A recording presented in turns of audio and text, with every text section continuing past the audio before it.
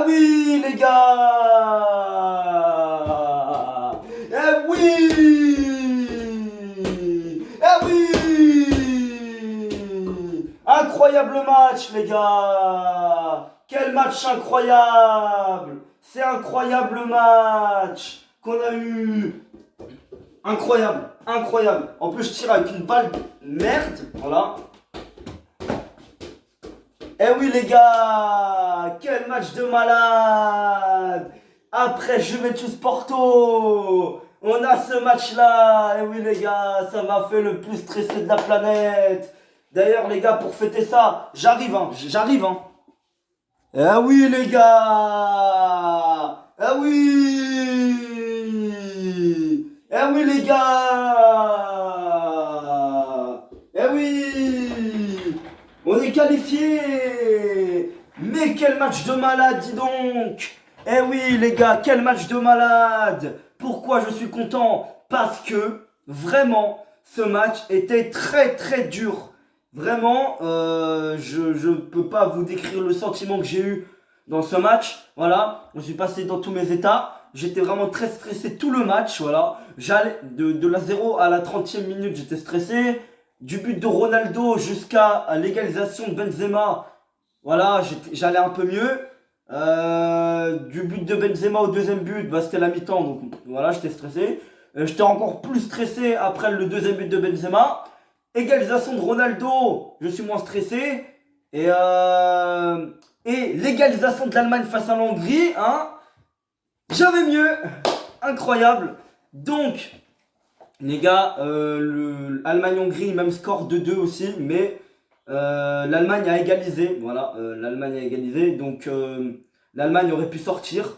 J'aurais, personnellement, les gars, de toute façon, nous, si on restait à 2-2, bah, on finissait deuxième. Ouais, on finissait deuxième. Donc, ça, en soi, ça nous arrangerait parce qu'on se serait certainement tapé l'Angleterre et non la Belgique. Ouais, parce que malheureusement, l'Angleterre, c'est moins. Je trouve l'Angleterre moins forte que la Belgique. Et ça va être compliqué, mais les gars, on a vécu tellement pire. On a quand même affronté la meilleure équipe du monde, et on va pas se mentir que la France, c'est quand même objectivement la meilleure équipe de la planète, hein, la meilleure équipe du monde. Donc je pense que on peut quand même regarder les Belges dans les yeux, hein. Je pense que Lukaku, hein, il a beau avoir un physique de malade et être meilleur buteur de Serie A, m'en bat les couilles, hein. Il aura beau être ça, mais il est pas rapide le gars. Voilà. Normalement, c'est pas le mec le plus rapide de la planète. Contrairement à Mbappé, à Coman, voilà. Et Benzema aussi. Donc, je pense pas que la Belgique me fasse plus peur que la France. Non, c'est pas le cas. Normalement, maintenant, il n'y a plus aucune équipe qui me fait peur, qui nous fait peur. Parce qu'on a quand même affronté, je vous le répète, la meilleure équipe du monde qui est la France. Et en faisant un nul, on a souffert, mais on n'a pas tant souffert que ça. Vraiment, je trouve que la France a eu très peu d'occasions. Enfin, ils ont eu le même nombre d'occasions que nous à peu près. Faut que j'aille revoir les stats. Mais je crois qu'on est à peu près égalité. En possession, ils sont peut-être un peu plus haut parce que je sais que quand on a égalisé, on était égalité vers la 75e, 80e. Mais ils ont eu pas mal la balle, hein, entre la 80e et la 90e. Parce qu'on faisait que de défendre nous. Donc du coup, bah, je trouve qu'ils ont une meilleure possession. Mais ça, on s'en bat les couilles en soi. Voilà. Donc les gars, je vais vous faire la composition d'équipe. Alors au cage, on avait Rui Patricio. En défense centrale, on avait Pepe Ruben Dias. À droite, on avait Valère Germain. À gauche, on avait Rafael Guerreiro. Au milieu de terrain, on avait Danilo, Renato Sanchez. Eh oui, il m'a écouté, Fernando Santos. Il m'a écouté. Il a mis titulaire Renato Sanchez. Eh oui, enfin, ça a été payant. Voilà, ça a été payant. Je vais vous le dire pourquoi ça a été payant, la titularisation de Renato Sanchez. Donc, Renato Sanchez. Ensuite, on avait bien sûr João Moutinho. Et puis en attaque, on avait Bernardo à droite, à gauche Diogo Jota. Et en attaque, on avait Okrich, bien évidemment. Okrich qui a égalisé le record du meilleur buteur en sélection, 109 buts. Voilà, encore avec ce doublé. Alors oui, vous allez le traiter encore. Ah, je les vois venir. Hein. Oui, c'est de penalty, c'est Penaldo. Hein. Chupa, filho da puta. Pardon. Je pense que la vidéo va se faire bloquer. Je pense que oui, elle va se faire bloquer la vidéo parce que je viens de dire une grosse insulte, voilà. Oui, choupe, vraiment, je viens de dire ça, oui. Donc, les gars, ce qu'on va faire maintenant, c'est qu'on va se diriger pour le match de la Belgique contre la Belgique. On n'a pas le choix, on a fini troisième, maintenant il faut assumer. Malheureusement, c'est vrai que si l'Allemagne n'aurait pas égalisé, on aurait, je pense, eu un meilleur adversaire. Mais les gars, au bout d'un moment, pour gagner l'Euro, il faut affronter les gros. Il faut regarder les gros dans les yeux. C'est important. Et si on les bat, justement, c'est ce qui fera notre force et nous fera peut-être gagner l'Euro, hein. Surtout qu'en quart de finale, on n'a pas fini de souffrir parce qu'on risque de se taper l'Italie, hein, si on va en quart. Donc on n'a pas fini de souffrir, honnêtement. Vraiment. Donc, voilà, puis en demi, on peut se retaper la France, hein, voilà. Et puis en finale, ouais, vraiment, on peut avoir un parcours de bâtard. Donc vraiment, je trouve que, vraiment, je trouve que on a vraiment un tirage qui est vraiment gros, mais c'est logique, vu notre classement, c'est plutôt logique, voilà. Donc, du coup, comme vous l'aurez bien compris, on a fini troisième, donc avec 4 points. On a fini derrière l'Allemagne qui nous avait battu au match d'avant, donc en confrontation directe, l'Allemagne est devant nous. Et la France qui a fini avec 5 points. Et malheureusement, j'ai envie de dire malheureusement quand même, la Hongrie qui finit dernière avec 2 points. Mais les gars, l'Hongrie méritait tellement de se qualifier, c'est injuste. C'est injuste, c'est peut-être la loi des plus gros. Mais frère, l'Allemagne, j'aurais tellement aimé qu'ils se fassent éclater. Après, je dis ça, mais j'étais content quand ils ont égalisé l'Allemagne quand même. J'étais content parce que nous, on n'était pas sûr de se prendre un troisième but. Et vu ce qu'il y a eu après, la faute de Bruno Fernandes sur Kingsley Coman, et les gars, je vais peut-être vous surprendre, mais il n'y avait pas du tout penalty parce que les gars, si vous regardez bien, le contact a été fait juste avant la surface. Donc il y avait coup franc, oui, il y avait faute, clairement, hein, on va pas se mentir, mais il y avait même carton, hein. Il n'y a rien eu de cela, Bruno Fernandes.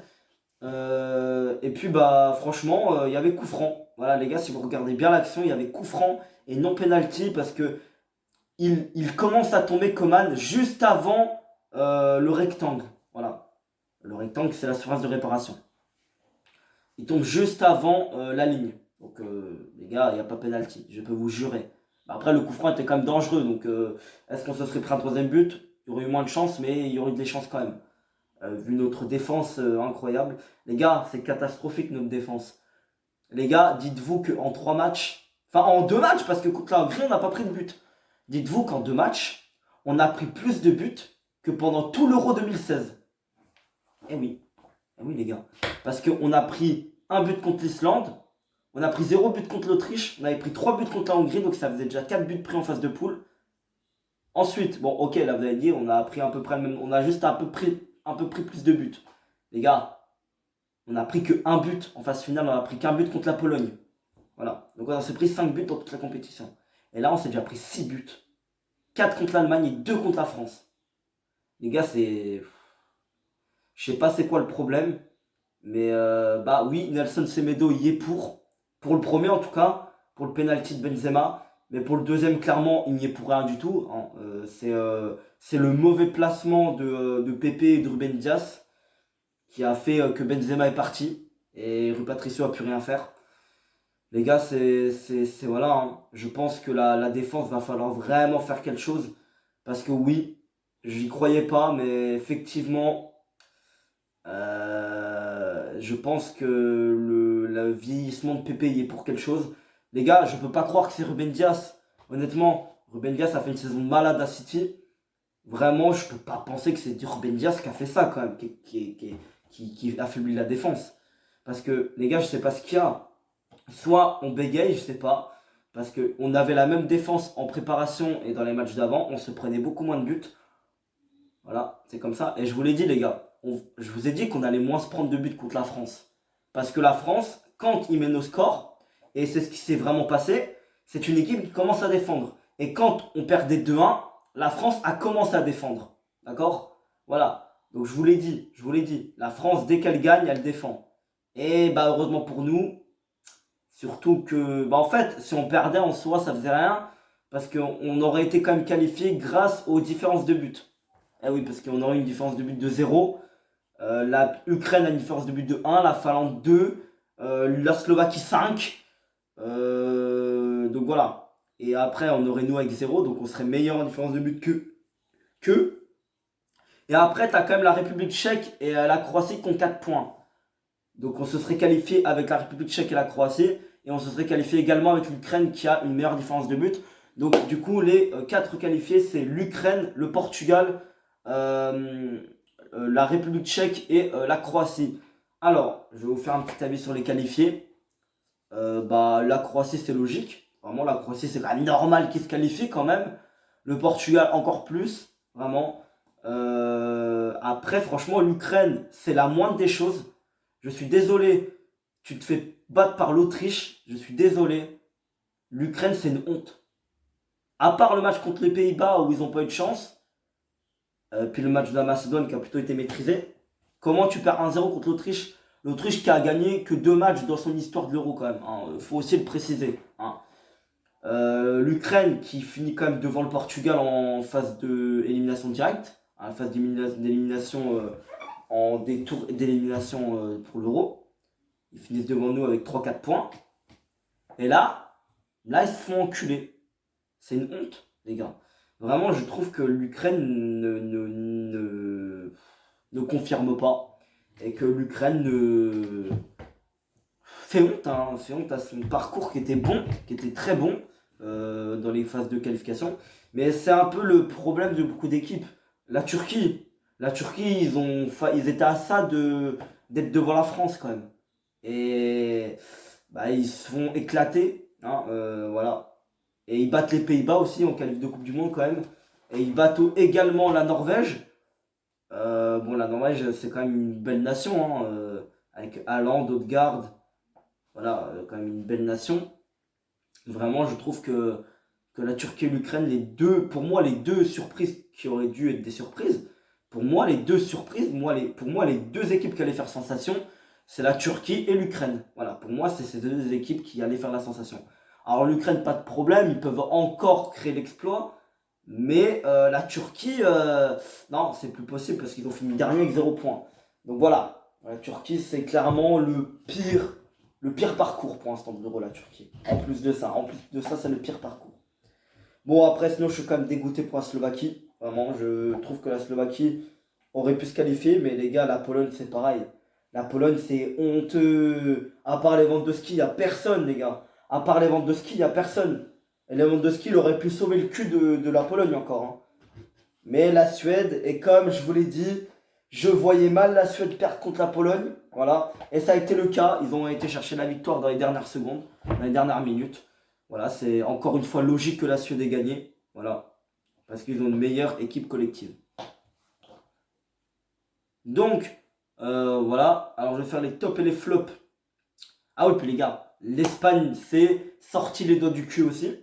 Qui a, finalement combattu 5-0 la Slovaquie. Voilà. Donc du coup, la Slovaquie à tout jamais ne pourra pas se qualifier. Parce que de toute façon, ils ont la pire différence des buts des troisièmes. Avec -5. C'est vrai que ça fait tâche. Ils auraient pu se qualifier. Ouais, parce que les gars, si la Slovaquie prenait un but, si la Slovaquie prenait qu'un but, ils étaient qualifiés, la Slovaquie. Et ils en prennent 5. C'est comme ça. D'ailleurs, Morata, c'est une honte. Morata, je sais pas ce qu'il fout à l'Euro, lui. Morata et Timo Werner, je pense que c'est la même catégorie, voilà, tout à fait. Donc l'Espagne, les gars, c'est pas du tout une belle équipe. Van der Vaart avait raison, les gars. Et oui. Alors Van der Vaart, il critique, mais il s'est quand même fait bien enculer par l'Espagne en 2010. Et c'était en 2010, les gars. Et comme les supporters parisiens aiment tant dire à l'OM de pas se remettre au passé, Coquet ne te remet pas au passé. Déjà, t'as pas joué cette finale. Déjà, il devrait fermer sa gueule parce qu'il a pas joué cette finale déjà. Il n'a pas joué la finale, on va pas se mentir. Et déjà, ça n'a rien à voir. L'Espagne d'aujourd'hui n'a rien à voir au passé. Comme l'OM d'aujourd'hui n'a rien à voir au l'OM du passé. Donc si les Parisiens et beaucoup de gens critiquent l'OM parce qu'ils se remettent trop sur leur passé, alors l'Espagne c'est pareil. Les gars, arrêtez. Et je vois des gens qui défendent l'Espagne. Mais en France, vous n'êtes pas fous, vous.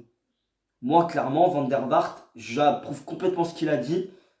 Puis l'objectif, les gars, au bout d'un moment, t'as le droit de dire ce que tu penses. Voilà. Au bout d'un moment, l'Espagne joue comme des merdes, il faut le dire. L'entraîneur, il fait des trucs de merde, il faut le dire aussi. Voilà. Alors, bien joué à l'Espagne d'avoir quand même gagné 5-0. Oui. C'est la moindre des choses qu'ils aient quand même. L'Espagne, hein, quand même, ça reste l'Espagne, qu'ils aient quand même gagné ce match. Mais voilà, on va pas se mentir que le match à la Slovaquie, l'Espagne, c'était catastrophique. Presque limite du catastrophe, quoi. Donc, du coup, j'espère que l'Espagne se fera bien gicler en huitième. Hein. Je sais pas qui ils affrontent. J'irai voir qui ils affrontent l'Espagne. Donc, en tout cas, on va faire les tops et les flops. Pareil, j'ai oublié de le faire. Donc, les gars, on va faire les tops et les flops. Et puis après, je vous laisse.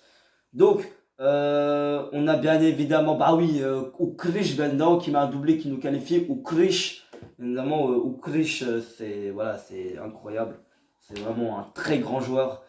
Et voilà, c'est dans le top. Même s'il a mis 2, même s'il y en a, ils vont le traiter de pénaldo encore, mais bon, ça, faut laisser les critiques. Voilà. Parce que qui a mis le plus de buts en sélection? Oui, maintenant ils sont deux. L'Iranien, je sais plus comment il s'appelle, là, Al-Sad, Al-Saïd, je sais plus comment il s'appelle.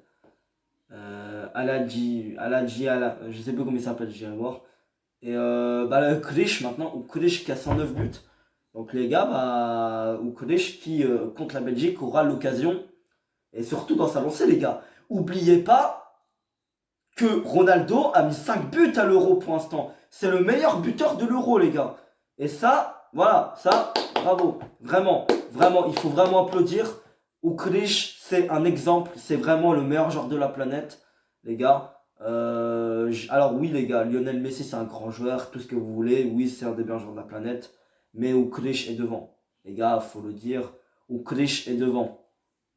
Cristiano, vraiment, c'est un modèle qu'il faut suivre. Vraiment, Ronaldo, c'est un gros joueur. C'est un grand joueur. Et ça, c'est incontestable. Vraiment. Ça, c'est encore une fois, c'est footix de français. Voilà.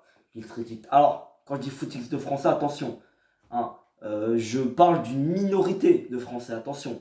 Parce que ceux qui connaissent le foot, bien évidemment, ils vont être d'accord avec moi. Voilà. Donc, en top, voilà. Ou Krish et les gars, bah oui. Et forcément, les gars. Bah oui, Renato Sanchez, les gars. C'est incroyable ce qu'il a fait. Incroyable. Il a enculé le milieu de terrain français. Il a fait face à N'Golo Kanté. Et ça, c'est incroyable. Renato Sanchez a concurrencé N'Golo Kanté dans ce match. Et je n'ai pas peur des mots. Il faut juste revoir les actions. Renato Sanchez, il a souvent été entouré de Pogba, de Pogba et d'N'Golo Kanté. Il s'en est sorti quasi à chaque fois. Les gars, Renato Sanchez, il est parti pour être titulaire. Je ne veux plus voir William Carvalho dans cette équipe. Je ne veux plus le voir. C'est terminé. William Carvalho, je veux qu'il soit radicalisé de cette équipe. Je ne veux plus jamais le voir. C'est catastrophique. Même pour Nelson Semedo, je veux plus jamais le voir lui aussi. Bon, lui, ça va être compliqué quand même. Voilà. Et puis en troisième top, les gars, j'hésite entre. Parce que je suis chauvin, bien évidemment. Je vais mettre Sergio, parce qu'il est rentré, Sergio Oliveira, les gars. Eh oui, Sergio, je le mets en top, bien évidemment, même s'il a rien fait dans le match. Mais même s'il a rien fait, bah, je vais quand même le mettre dans mes tops, parce que c'est Sergio Oliveira, quoi, bien évidemment. Hein. C'est celui qui, à lui tout seul, a éliminé la Juventus, bien évidemment. Voilà. Non, je rigole. En vrai, les gars, je vois pas de troisième top. Honnêtement, je vois pas de troisième top. Bernardo Silva a été très très fort aujourd'hui, vraiment, les gars. Et puis Rui Patricio qui nous a sauvés aussi. Hein. Voilà. Mais je vais mettre dans mes tops, les gars. Juste pour son action. Et ce qu'il a quand même apporté au milieu de terrain. Mais son action qui aurait pu mettre un troisième but. Putain, incroyable. Il met des petits ponts. Il a. Waouh! Palinha! Incroyable! Je vous invite à aller voir l'action de Palinha. Il a fait une action. Oh là là là là. Il a enculé. Il est parti d'attaque. Il a enculé le milieu de terrain français. Les gars. Palinha, j'espère pour ceux qui n'ont pas vu le match et qui vont peut-être me clasher demain, bah normalement ça devrait pas arriver parce qu'on a fait un nul, mais quand même. En tout cas, j'espère vraiment que je vais remettre la mémoire que Palinha fait une action de malade et que lui, les gars, je l'ai pas vu jouer cette saison avec le Sporting, mais comme Pedro Gonçalves, comme plein de joueurs du Sporting, Nuno Mendes bien évidemment, c'est des joueurs qui se sont révélés cette saison et qui sont très bons, voilà. On va pas se mentir à nous-mêmes.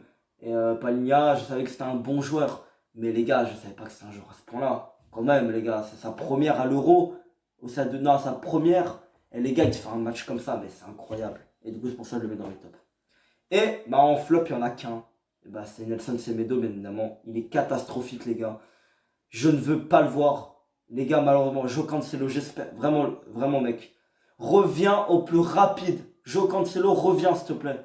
J'en peux plus de lui. J'en peux plus. Il a fait un bon match contre l'Israël ou contre l'Espagne. Il a fait un bon match hein. En amical, il a fait des bons matchs. Même contre la Hongrie, il était pas mal, Nelson Semedo. Mais vraiment, depuis l'Allemagne, Gossens l'a traumatisé, les gars. C'est incroyable. Gossens l'a traumatisé. Alors, une petite mention quand même, parce que je m'acharne pas sur les joueurs. Il a quand même été un peu mieux en seconde mi-temps. Je l'ai trouvé un peu mieux. Il a notamment récupéré des ballons à Kylian Mbappé. Vraiment, je l'ai trouvé assez bon. Enfin, je l'ai trouvé meilleur en seconde mi-temps. Je l'ai pas trouvé très bon, mais je l'ai quand même trouvé un peu meilleur. Et tu vois, quand on a nos joueurs à 100%, tout d'un coup, ça fait mouche. Hein. Voilà. On a été tout de suite plus, après le but de Benzema, on a été tout de suite plus serein défensivement. Voilà, je trouve. Même si, malheureusement, et ça, le gros point faible de cette équipe, la défense. Voilà. Donc, les gars, je vais vous laisser. C'était un très gros débrief encore. C'est un débrief Ricardo. Donc, les gars, je vous laisse. Salut.